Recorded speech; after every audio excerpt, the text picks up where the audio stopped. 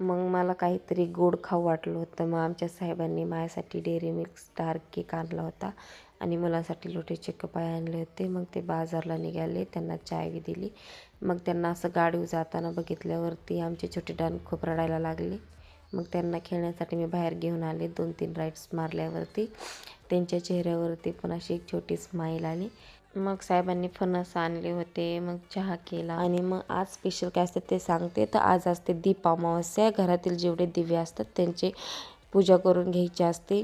मग मी पण दिव्याची पूजा करायला सुरुवात केली. आधी तिथली जागा स्वच्छ केली, मग तिथं स्वच्छ कापड मांडले, मग रांगोळी काढून घेतली, मग तांदळाची त्याच्यावर रास घातली आणि मग दिवा पेटून घेतला, त्याची पूजा करून घेतली आणि शुभम करोती कल्याणम हा श्लोक केला आणि नैवेद्य दाखवला.